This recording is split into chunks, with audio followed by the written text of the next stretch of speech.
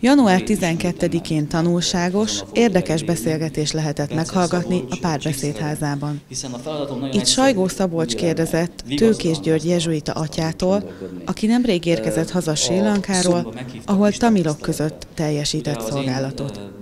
Témájuk Isten országának építése volt, és külön hangsúlyt fektettek arra, hogy hogyan teheti meg mindezt a ma egyszerű embere. Mielőtt akármibe is belefognék, először azt szeretném elmondani, hogy a lényege a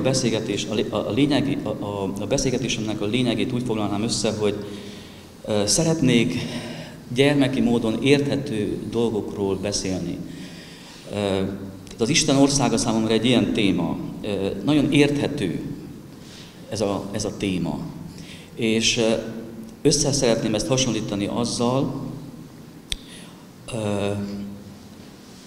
ahogyan az egyház megemlékezik fontos eseményekről, érthető eseményekről. És én ma este ezt tűzöm ki célul, hogy ilyen érthető módon szeretnék beszélni. Egy példát szeretnék mondani. Én nem tudom, hogy Napóleon mit csinált, nem értek a történelemhez. Egyszerűen azt is mondhatnám, hogy érthetetlen számomra, hogy mit csinált.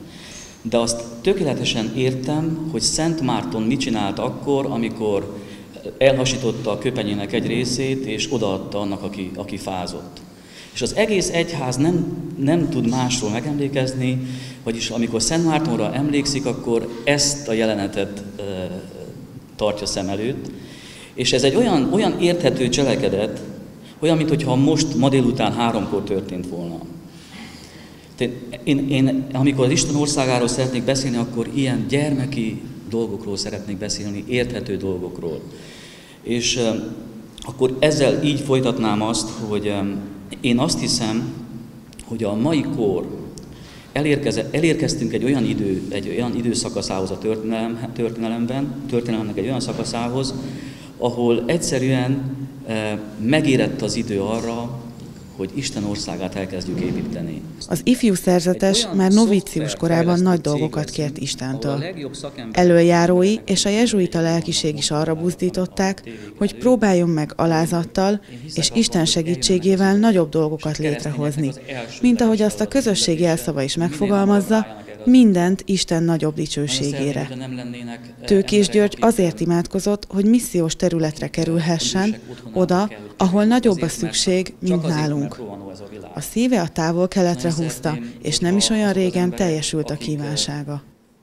Nem azért mentél Srí Lankára, mert itt a nyárád mentén, Erdélyben, Magyarországon már szépen jól épül az Isten országa, most elmentél oda, hogy ott építsed. Mit építesz ott? Mi mást építesz? Nem. Arról van szó, hogy ott élem azt, amiben hiszek, mégpedig abban azt, hogy, és azonnal kifejtem, hogy mit akarok mondani. Hiszek abban először is, hogy ha visszatalálunk az egyszerűnek a zsenialitásához, tehát hiszek abban, hogy eljött az ideje annak, hogy visszataláljunk a horizontális síkon, tehát az, amire szükségünk van nekünk a földi életben, az egyszerű megoldásoknak a zsenialitására. És ugyanakkor, amikor ezeket a lépéseket tesszük, akkor meg tudjuk tapasztalni azt is, ami a vertikális, a szegénység boldogsága. Hogy ezt egyszerre gyönyörűen lehetne keresni. És amikor, hogy válaszoljak a kérdésedre, Srí Lankán én azt tudom megélni, amiben hiszek, a szegénység boldogságában. Abban, hogy azok az emberek már élik Isten országát például abból a szempontból, hogy amikor valaki haldoklik, vagy valaki beteg, akkor igen, közösen megyünk oda, a szomszédok, a gyerekek, felnőttek, imádkozunk érettük, és akkor az az ember, aki ott van, abban a nyomorult állapotában, nyomorúságos, elesett állapotában, akkor igenis megérzi, mit jelent az Isten országa, hiszen mindannyian attól tartunk, vagy az hiányzik, hogy a nehéz helyzetekben nincs az Isten országa közöttünk, körülöttünk, hiszen mindannyiunkra vár egyfajta kereszt, így is, úgy is. De hiszek abban, hogy az Isten meghív bennünket arra, hogy szabaduljunk meg azoktól a szenvedésektől, amitől ő maga meg akar szabadítani, mert úgy is eljön az, hogy megtaláljuk azt a szenvedést, amitől nem lehet megszabadulni. Hogy Jézusra, a Jézus keresztjére gondolunk. Hogy akármilyen szerető közösség is vegyen körbe, mondjuk a halálos ágyunkon, hogy élezzem ki ezt a kérdést. vagy egy nagy betegségünkben. De ha ott lennének a mi hozzátartozóink, hogyha Isten országa működne közöttünk, akkor mennyire könnyebb lenne elmenni ebből a világból a másikba. A szeretetből a szeretetbe.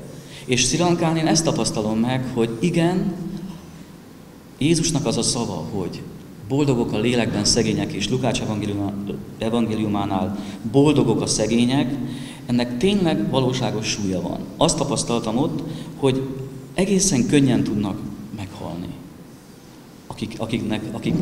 Akikkel az isteni, az élet összehozott ilyen nehéz eseményekben.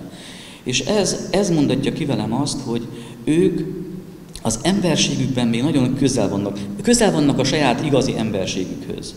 Tehát ilyen szempontból gyermekek, mert az embernek az alapállapota az, hogy rászorul valakire. Ezt egész életen keresztül lehet tagadni, vagy lehet kikerülni.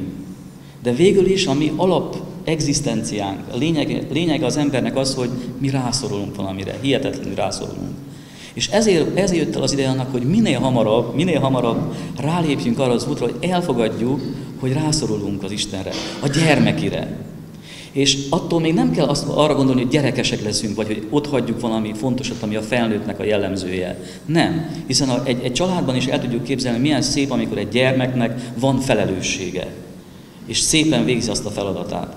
Tehát visszatérve megint a sri lankai gondolathoz, tehát azt tapasztalom ott, hogy mindaz, amiben hiszek, a szegénység boldogságát, ott tudom gyakorolni, és ráadásul tudok mutatni egy utat ezeknek az embereknek, mert én most már úgy érzem, hogy találtam egy utat ebből a posztmodern korból. Ő a kint végzett munkája során önmagát is megtalálta, és a tamil közösség is hamar elfogadta őt. Szerinte az embereknek láthatóvá kell tenniük azt, amiben hisznek. Isten mindannyiunkat útra hív, mondta, nekünk csak meg kell hallanunk ezt a hívást, és el kell indulnunk. Ők minden reggel ilyen kis lapos kenyeret készítenek. Úgy hívják, hogy rotti. És erről azt kell tudni, hogy miután ezt megtanultam, miután láttam, hogy készítik a kenyeret, hihetetlenül megkönnyebbültem. Rájöttem arra, hogy ha van liszt a háznál, akkor többet nem kell aggódni. Nem kell kebencének se lenni, élesztőnek se, semminek. Só, liszt és ha víz, hogyha van, gyönyörűen meg lehet élni vele. Tehát azzal, hogy én ezt látom, hogy készítik a kenyerüket, valójában ők szabadították meg a kenyeret számomra. Beszélnél egy kicsit arról, hogy milyen is a te plébániád? Az én plébániám? Az egyházmegyéből az egyik legnehezebbnek tartják számon, nem szívesen mennek mások, és így küldenek minket oda. A mi hivatásunkban benne van, leírt hivatásként, hogy mi oda megyünk, ahova mások nehezebben jutnak el, vagy nem szívesen. Én örömmel vagyok ott. 6 templom tartozik hozzám, körülbelül 18 helyiségben 250 család szétszórtan él. Ezeket kell összefogjam és megszervezem a keresztény élet. Mivel foglalkoznak ezek a családok?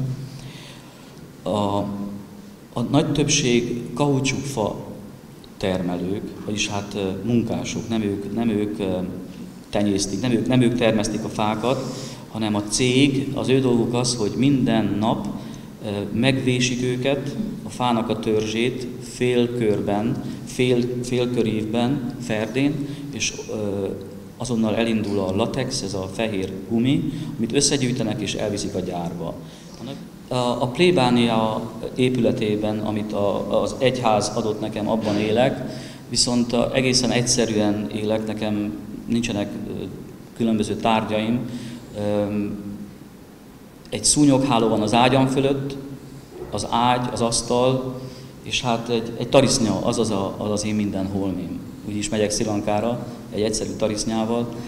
Így kell elképzelni, a konyhám fatüzelésű tűzhely, ha egy kávét vagy egy teját akarok elkészíteni is, én magam, vagy pedig van egy segítőm, aki megrakja a tüzet, de nagyon sokszor én magam. Most már elég sokat tudok a tűzrakásról. Lényege a tűznek az, hogy levegőnek kell lennie a fák között. Attól ég a tűz. Tehát nagyon megtanultam ezt most már. Úgyhogy akár egy kis kávét akarok főzni, vagy egy teját, én magam teszem a tüzet, és itt megtehetem, mert ott még fával tüzeltünk. Csak azt akarom mondani, hogy annyira szép, és az a tej, amit utána úgy iszok meg, hogy tűzzel főtt fel, egészen más az íze is. Mert jó az, hogy gyorsan megvan egy tea, de hát mennyivel romantikusabb, mennyivel másképp szól az emberhez egy tűz, és az ott maradt parázs utána, mint egy gázres. El lehetne kezdeni Isten országát azzal, hogy mondjunk ellent olyan dolgoknak, ami valószínűleg károsítja az egészségünket. Bátran, nyugodtan ellene lehet mondani mindenféle tisztítószernek. Hiszen ez csak egyszerűen azért reklámozzák, mert valamivel könnyebb lesz azt a munkát elvégezni. De nekünk nem kell azonnal olyan könnyen elvégezni a munkát. Egy kicsivel kell több energiát fektetni bele, de megmarad a jó hangulat, a környezetnek a kímélése. És egy új remény nyíl meg abban a pillanatban bennünk. És az, aki arra gondol, hogy ezt nem lehet tenni, mert egy fecske nem hoz tavaszt, nagyon-nagyon nagy tévedés ez. Ha egy valaki is teszi már, abban az emberben már egy érdekes remény, egy egészen új életnek az íze születik meg. Hát, hogyha ezt egyre többen tennék. És az a jövő. Biztos vagyok benne. A beszélgetés célja nem az érdekességek, egzotikumok előtérbe helyezése volt, hanem hogy megmutassák a hallgatóságnak, hogyan vitte, mozdította előre Tőkés György atyát az Isten.